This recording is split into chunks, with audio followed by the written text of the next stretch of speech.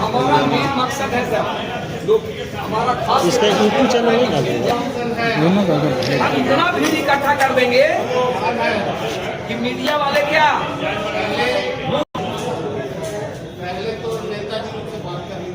कब हटा देना है, की सरकार हटा देना तो बाबा की सरकार कैसे हटा दोगे जब तक तुम्हारे पास जनमत नहीं हो। निवेशक हैं जो सहारा, एल्केमिस्ट, पिनकॉन, पन्ना कई कंपनियों में अपना पैसा जमा किए हैं और आज भुगतान लेने के लिए 6 वर्ष से हम लोग दर की ठोकर खा रहे हैं। हम लोग अपना पैसा निवेश किए हैं जिसमें मेरा लगभग 10 लाख रुपया निवेश है, बच्ची के शादी के लिए जमा किए थे, लेकिन पैसा फंस गया। उसके चलते आर्थिक स्थिति के साथ साथ शारीरिक स्थिति भी खराब हो गई। कितने आपको पैसा लगा कि इसमें ठगी से? पैसा के लिए सर हम लोग ऑलरेडी जमा किए थे, सारा कुछ सोच समझ के, बहुत मजबूत कंपनी स्थिति देख करके। जैसा कि आप भी जानते हैं कि सहारा बहुत बड़ी कंपनी थी, बहुत मजबूत कंपनी थी, सरकारी लोगों का भी उसमें पैसा था। इसी तरह से गया में 22 सितंबर 2012 के काशीनाथ मोड़ पे पिनकॉन नाम की ऑफिस खुली थी जो RBI और सेबी रजिस्टर्ड थी। 2013 में हमने जाकर के DM ऑफिस में आवेदन दिया कि आपके क्षेत्र में पिनकॉन नाम की ऑफिस खुली है, आप जांच कीजिए, अगर गलत है तो इसको बंद करवा दीजिए। उसका रिसीविंग मेरे पास है, धड़ल्ले से चल रहा था, RBI रजिस्टर्ड, सेबी रजिस्टर्ड, सारा जगह से रजिस्टर्ड था। उसके बाद 2015-16 में हमारे मुख्यमंत्री नीतीश कुमार जी और उस समय के तत्कालिक उप मुख्यमंत्री सुशील कुमार मोदी जी हमेशा हिंदुस्तान पेपर में निकालते थे कि आप अपनी कमाई की राशि RBI रजिस्टर्ड संस्था में ही रखें। हमने उनकी बात मान करके, उनका पेपर देख करके और RBI रजिस्टर्ड संस्था में पैसा रखा। लेकिन ठीक इसके बाद 2019 आते आते लगभग भारत की आधी से अधिक कंपनियों को सरकार ने बंद करवा दी। न तो कंपनी भागी न डूबी। इसके लिए नरेंद्र मोदी जी 2019 में लोकसभा में बयान दिया कि हमने 3 लाख से ऊपर वैसी कंपनियों को बंद करवा दिया जिस पर ठगी की आशंका थी। और उसके बाद आज जितनी भी बड़ी कंपनियां बंद हुई है उसके मालिक जेल में हैं, यानी सरकार के अधीन में है। जो उसका प्रॉपर्टी है, संपत्ति है, वो आपको SOG, ED, सेबी यानी सरकार के अधीनस्थ संस्था के पास है। जब लोकसभा में पूछा गया तो आपका अनुराग ठाकुर जी जो हमारे केंद्रीय मंत्री और सांसद हैं, उन्होंने बयान दिया जुलाई 2019 में कि लोगों का भुगतान के लिए हमने बग्स एक्ट 2019 नामक कानून बना दिया है। इस कानून के तहत प्रत्येक जिला के जिला पदाधिकारी को सक्षम पदाधिकारी बनाया गया है और वहां आवेदन देने के बाद 180 दिन में उनका भुगतान हो जाएगा।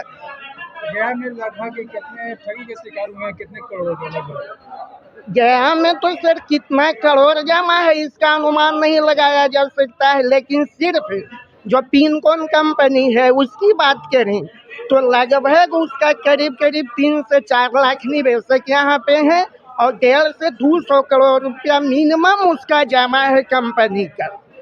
ठीक है सर, बग्स एक्ट कानून के तहत इसके लिए सरकार जो रवैया अपना रही है, कानून बना दी, सारा कुछ कर दी, लेकिन अब सरकार के नियत में खोटे पैसा नहीं देना चाह रही है।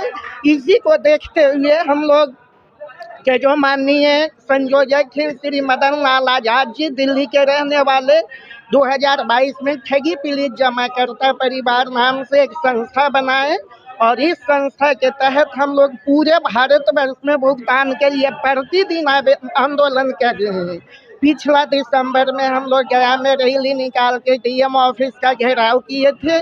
यहाँ पे जनवरी से फॉर्म लेना चालू हुआ, लेकिन अभी तक किन्हीं का भुगतान नहीं हो पाया है। आज हम लोग की संस्था पूरे भारतवर्ष के प्रत्येक जिला में सहयोग आंदोलन के तहत धरना प्रदर्शन कर रही है और अगर 1 महीना के अंदर सरकार भुगतान नहीं चालू करती है तो बहुत बड़ा रूप से आंदोलन किया जाएगा और हर जगह पे लाखों की भीड़ पब्लिक जो है निवेश करते वह सड़क पे आने को मजबूर होंगे। पूरे भारत में 42 करोड़ लोग हैं जो पीड़ित हैं और सारे लोगों के गरीब हैं, मतलब मिडिल क्लास के लोग हैं। क्या नाम आपका? अनिल कुमार पांडे, पिनकॉन पन्ना निवेशक गया। एक कंपनी में काम करते थे, जो कंपनी का हम लोग को बताया गया था सेबी रजिस्टर्ड है, आरबीआई रजिस्टर्ड है और मुंबई और कलकत्ता स्टॉक एक्सचेंज में भी रजिस्टर्ड है। इसका सारा कागजात जो है हम लोग का सीनियर के तरफ से और कंपनी के डायरेक्टर लेवल के आदमी जो आया करते थे उन लोगों के माध्यम से कागजात दिखाए गए। सारे कागजात को हम लोग देखने के बाद संतुष्ट हुए सर। आरबीआई रजिस्टर्ड देखा, सेबी रजिस्टर्ड देखा, Calcutta stock exchange, Mumbai stock exchange में भी लिस्टेड देखा गया। हम लोगों ने संतुष्ट होकर के इस कंपनी में अपना पैसा निवेश किया सर। और निवेश करने के बाद कुछ अपने अगल बगल के लोगों को भी, रिलेशन परिवार के लोगों को भी जमा भी करवाया। परंतु कंपनी 4 से 5 साल तक अच्छे तरीके से चला, भुगतान भी लोगों को किया गया, मैच्योरिटी भी मिलता रहा। और उसके बाद एकाएक कंपनी में प्रॉब्लम आया। हम लोगों को ये बताया गया डायरेक्टर के लोगों के माध्यम से कि थोड़ा सा समस्या आया है, हल्का फुल्का आप लोग काम करते रहिए, बहुत जल्द समाधान हो जाएगी। परंतु ऐसा हुआ नहीं सर।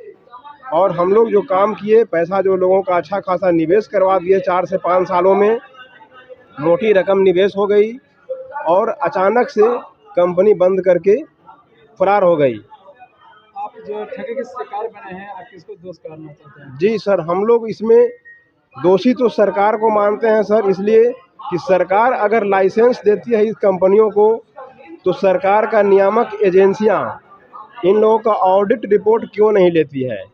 लेखा जोखा इन लोगों को लेना सरकार का काम है।